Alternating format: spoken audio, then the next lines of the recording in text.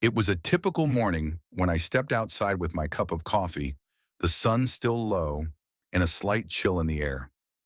But something was off. The grass, it looked like it had just been soaked in a rainforest. The ground was soggy, puddles dotted the lawn, and the hose. It was oddly warm, like someone had been using it just before I came out. Now I live alone. No roommates, no kids, no weird neighbors coming to sneak in a water break for some underground garden gnome village. Just me, my coffee, and a lawn that somehow waters itself. At first I thought maybe it was some glitch with the automatic sprinkler timer. But wait, I don't even have sprinklers.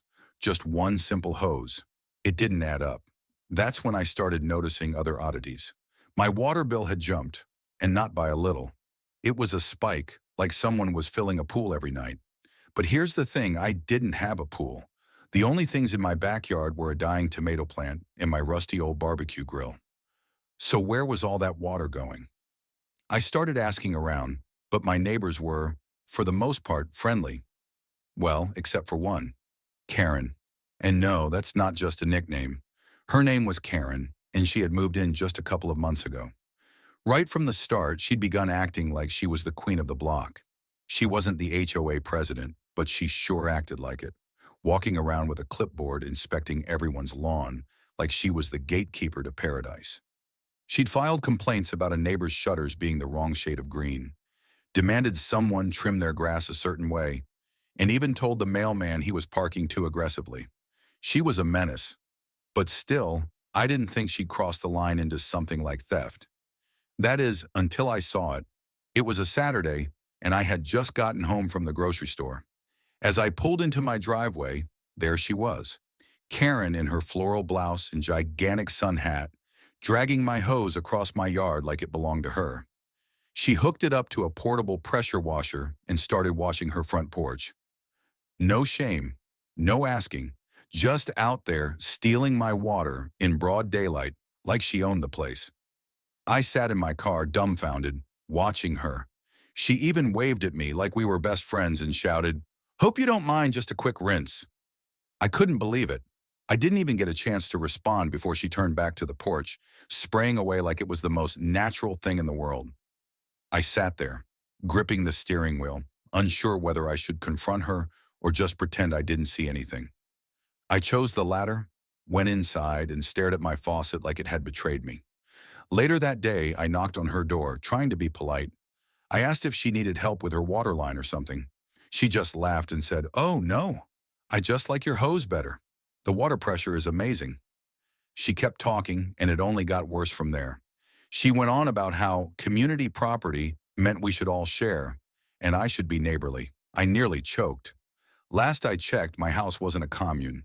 My water wasn't from some mythical rain god. It was my bill. But I didn't snap. I told her, as calmly as I could, that I didn't appreciate her using my hose without asking. She smiled, tilted her head, and said, "Well, I'm sure the HOA won't mind. We're all supposed to share, right?" Then she closed the door like the conversation was over. Now, I'm not confrontational. I don't yell, I don't escalate, I just solve problems. So I decided to go through the proper channels. I emailed the HOA, attaching pictures of her using my hose, my water bill, and asked them for clarification on this community property rule. A few days later, I got a response. The HOA's reply was something along the lines of, "We encourage neighbors to resolve minor disputes amicably without HOA intervention. Basically, figure it out yourself." I tried again. I bought a lock for my hose. Simple enough, right? If Karen couldn't access it, she couldn't use it. Problem solved. Wrong. The very next morning, the lock was gone. Not unlocked, cut clean through, like someone had used bolt cutters. I stood there, staring at the severed lock, my mind racing. I didn't even need to look around to know who did this. Sure enough, across the street, Karen was out there again, washing her car with my hose like it was the most natural thing in the world. I walked over to confront her, this time a little less friendly. I asked about the lock. She casually said, "Oh, that thing? It was a safety hazard. Someone could trip, so I took care of it." She didn't even flinch when she said it, just went right back to scrubbing her tires. I couldn't believe it. I walked back inside, sat down and stared at the wall for what felt like forever. The HOA wouldn't help. Karen was untouchable, and now I was paying for her car wash and lawn care. That's when the idea struck me. If the HOA wasn't going to help, then maybe I could at least catch her in the act. So I decided to set up a camera, not a big one, just a small motion-activated security cam tucked under the gutter near the spigot. I figured if I couldn't stop her, maybe I could document it and at least show the HOA or, better yet, get her caught in the act for the world to see. Because if there's one thing people love online, it's an entitled thief caught red-handed. 2 days later, I had the footage. Crystal clear. Karen creeping into my yard like a cartoon villain, dragging my hose with the same smug grin on her face. I watched, mesmerized, as she used it to water her plants, fill up a kiddie pool, and wash her dog, all before I'd even had my morning coffee. It was like a full Karen production, and I had it all recorded. I couldn't keep this to myself. I posted the video in a local neighborhood forum with the title, "Neighbor Steals My Water Every Morning." The video exploded. People were outraged, some offered advice, and one guy even sent me a link to a motion-triggered sprinkler that would spray intruders. But the best part, Karen saw it. I knew she saw it because the very next morning, she knocked on my door. No sun hat, no smile, just pure rage. She told me I was violating her privacy, threatening her reputation, and creating a hostile environment. I calmly told her she was violating my property, stealing my water, and creating a financial burden for me. She huffed, crossed her arms, and said the dumbest thing I've ever heard. "Do something about it. I dare you." And that was it. That was the moment everything changed. Her dare lit a fire in me I didn't even know I had. I wasn't going to sit back anymore. I was going to do something. Something she would never see coming, something she would never forget. The next morning, I woke up with a new mindset. No more playing the nice neighbor, no more emails to the HOA, no more locks, no more waiting for someone to solve this problem for me. Karen had issued a dare, and I was going to take it. I wanted to see how far she'd really go. Was she only using the hose when I wasn't home, or was she bold enough to steal water even when I was there watching? So I took a day off work. Blinds drawn, coffee in hand, I sat by the window watching. Sure enough, at 10:30 in the morning, I heard it. The sound of the spigot turning, the hose being dragged across the yard. I peeked through the blinds and there she was, in her yoga pants and that smug expression, strutting down her driveway like it was her own personal car wash. This time, I walked outside. I pretended to be texting on my phone. She saw me, hesitated for half a second, then just carried on like I wasn't even there. I didn't say anything. I just recorded the whole thing. She didn't flinch. She wanted to prove something, didn't she? She wanted to show me that my complaints, my cameras, my warnings meant nothing, that I couldn't stop her. When she finished, she waved the hose at me and said, "See? It works great. You should thank me for keeping it in shape." I forced a smile, went back inside, and watched the footage again. The video was crystal clear, damning, and yet I knew it wouldn't matter to the HOA. They had ignored me before, so I took a different approach. That afternoon, I uploaded the footage to a neighborhood Facebook group, this time with a snappier title, "Local Karen Turns Neighbor's Hose into Personal Water Park." Within hours, the comments poured in. People were sharing their own Karen stories, laughing, mocking her, suggesting ridiculous punishments. Some even offered legal advice. The video gained traction. It was shared beyond the neighborhood group. It hit Reddit. It hit YouTube. Strangers from all over were tagging their friends in the comments. And Karen? Well, she saw it. The next morning, I looked out the window and there she was, standing in her yard with two members of the HOA board, pointing at my house. She was acting like she was the victim, gesturing dramatically, even pretending to wipe a tear from her eye. A few hours later, a letter appeared in my mailbox, a formal warning from the HOA for unauthorized surveillance and hostile behavior toward a fellow resident. Hostile behavior? I almost laughed. I hadn't even raised my voice. They were more upset about me recording her theft than about the theft itself. But that was it. I was done playing by the rules. If the system wouldn't help me, I'd make my own system. I started brainstorming. Fake alarms, fake signs, harmless pranks, but none of them felt satisfying enough. I needed something poetic, something that would leave an impression, not just a mess. And then fate handed me the perfect opportunity. I was driving past a construction site on the edge of the neighborhood when I spotted something. A crew was setting up an industrial sewage tank, one of those big ones they use for portable toilets. And just like that, it hit me. A brilliant, terrible idea. I pulled over, chatted casually with one of the workers, told him I was dealing with drainage problems and might need a similar tank for irrigation testing. He laughed and agreed to let me use the tank for a single evening, as long as I didn't mess with the pump. That was all I needed. Back home, I pulled out my toolbox and built an adapter that connected my spigot to a second hose. This hose ran underground behind some bushes and directly into the sewage tank. It looked just like my normal hose. But when someone turned it on, thinking they'd get clean water, they'd be in for a big surprise. The test went perfectly.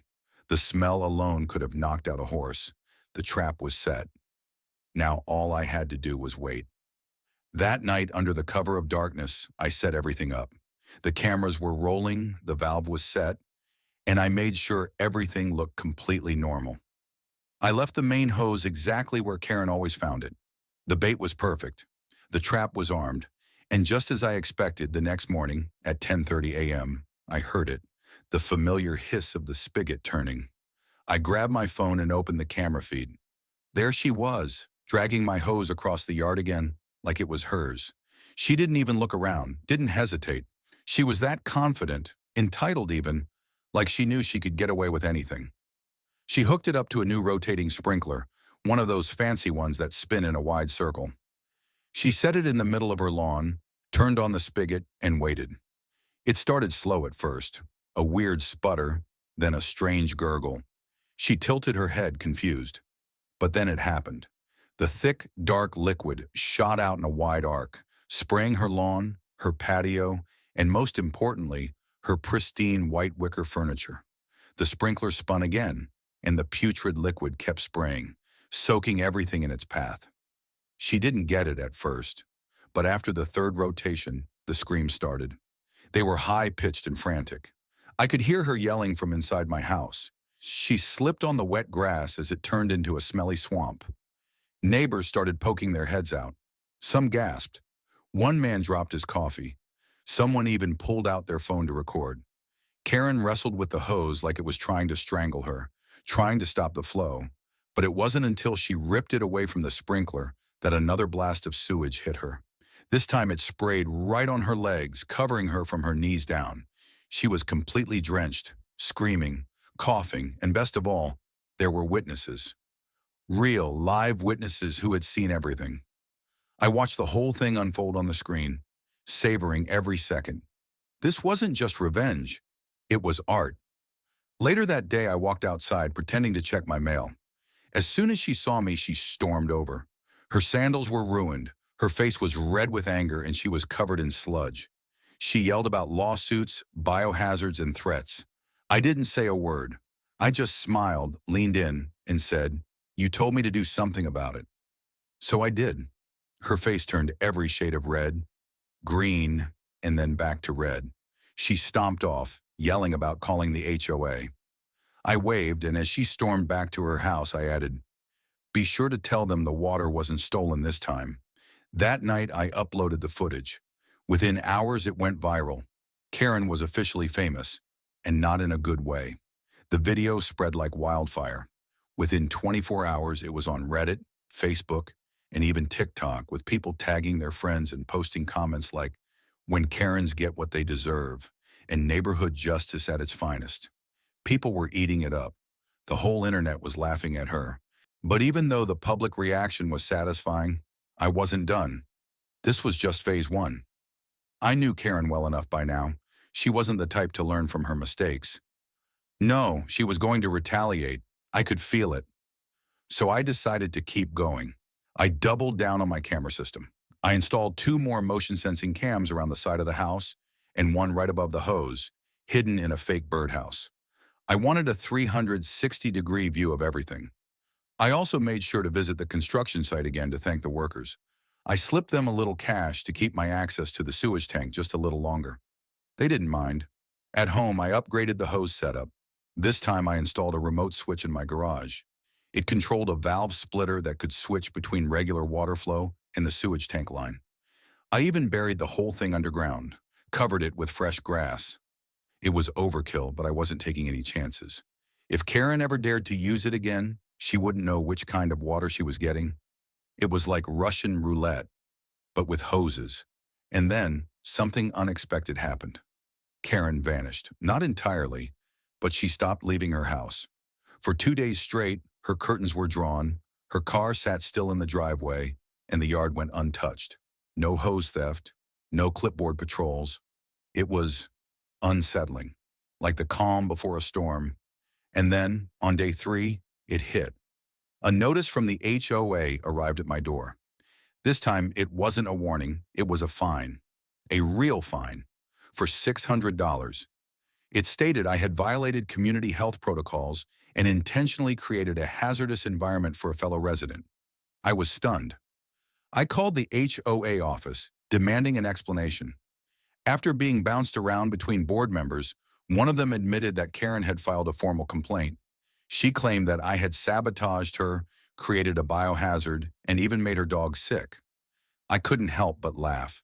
I had clear video footage of the dog nowhere near the spray zone, but the HOA insisted that they needed to review everything in their next meeting, which, by the way, was scheduled for the following month. This was a setup. Karen knew exactly how the HOA worked: slow, bureaucratic, and easily manipulated.